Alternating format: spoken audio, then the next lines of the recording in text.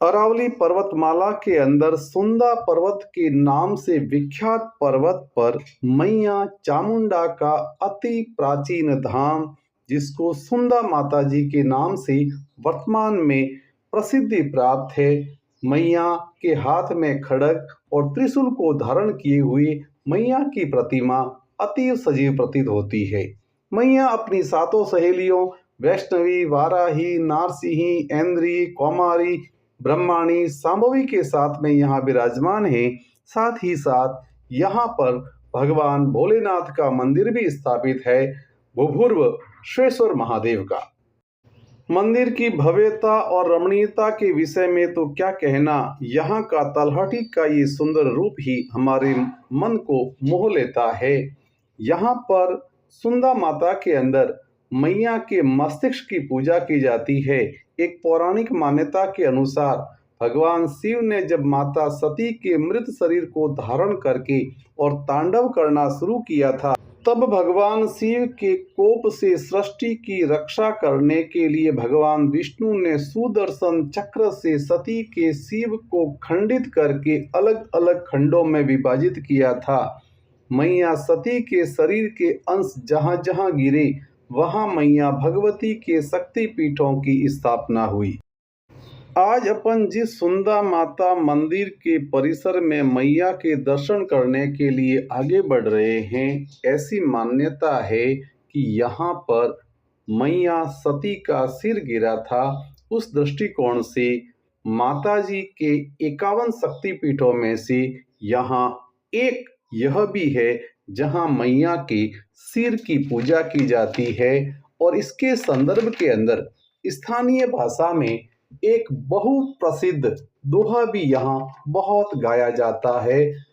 Sir Sunda धड़ कोटड़ा पग पीछोलारी, पार आपो आप बिराजे मैया आवर में गले फुलडोरी माल। इस मंदिर के विषय में एक जनश्रुति भी प्रचलित है कि मैया एक बार आरासुरी अंबाजी में गब्बर पर गरबे खेलने के लिए पधारी हुई थी।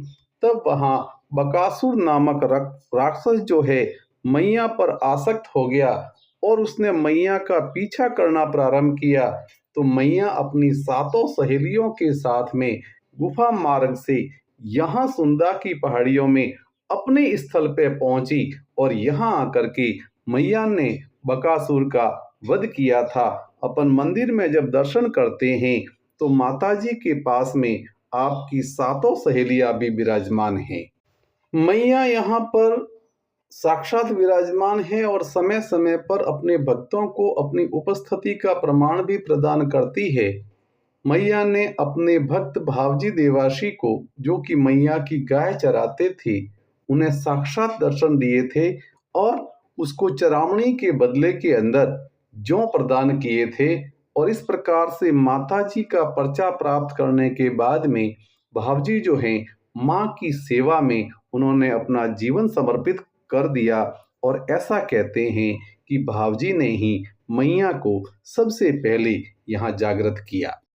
अरावली का यह क्षेत्र समय समय पर अलग अलग राजवंश के राजाओं के अधीन रहा। पहाड़ियों से आच्छादित इस क्षेत्र का सामरिक महत्व हमेशा बना रहा।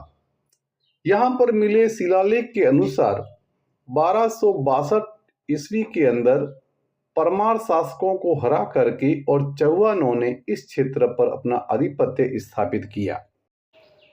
ऐतिहासिक तथ्यों के अनुसार जालोर के प्रतापी शासक उदय सिंह के पुत्र जालोर नरेश चाचिंग देव ने इस चामुंडा मंदिर के अंदर मंडप का निर्माण करवाया था।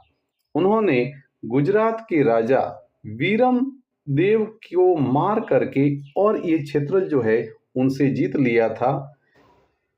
1576 में हल्दी घाटी के युद्ध के बाद में वीर शिरोमणि महाराणा प्रताप, वो भी अपने युद्ध के बाद में सैन्य संगठन के लिए सुंदा माता के इसी पर्वत में मैया के चरणों के अंदर आपने कुछ समय यहाँ पर भी व्यतीत किया था।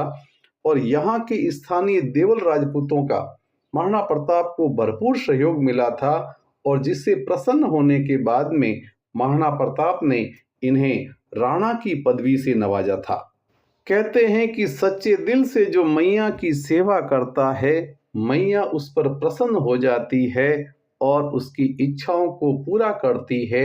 इस पर्वत पर कभी स्थानीय क्षेत्र के कुख्यात डकैत कानिया और वेलिया ने भी इस स्थान को अपनी सरल स्थली बनाया था और ऐसा कहते हैं कि उन्हें माताजी का साक्षात पर्चा था। माताजी के सुकून मिलने पर ही वो अपने आगे की योजनाओं को अंजाम दिया करते थे। पहाड़ियों के बीच में स्थित इस मंदिर के अंदर पहले पशु बलि और मदिरा का भोग लगाया जाता था, परंतु 1976 में माताजी के परम भक्त मालवाड़ा के पूर्व ठाकुर साहब स्वर्गीय श्री पृथ्वी सिंह जी देवर के सुपुत्र श्री दुर्जन सिंह जी ने चामुंडा माताजी ट्रस्ट की स्थापना की। आपने ट्रस्ट का निर्माण करने के बाद में 1976 से लगा करके 1996 तक मैया के यहाँ पर निःशुल्क 20 वर्ष तक सेवा करके अपना महत्वपूर्ण योगदान दिया और उसी का प्रताप है कि आज हमारे सामने इतना ये रमणीय मंदिर, इतना सुंदर मंदिर बन करके तैयार है, जहाँ पर पहुँचने वाले भक्त यहाँ की रमणीयता को देख करके, यहाँ की सुंदरता को देख करके, ये क्षेत्रपाल देवता है, यहाँ की ज्योत ये सदा जगमगाती रहती है। अभी इस समय के अंदर आपको लग रहा होगा कि इतना विशाल मंदिर और भक्तों की संख्या में थोड़ी सी कमी देखने को मिल रही है और इसका कारण है कि अभी अयोध्या में प्रभु राम के मंदिर की स्थापना हुई है और ज्यादातर भक्त जो हैं अभी अयोध्या की तरफ प्रस्थान कर चुके हैं। परिणाम स्वरूप यहाँ भक्तों की संख्या में कुछ कमी देखने को मिल रही है।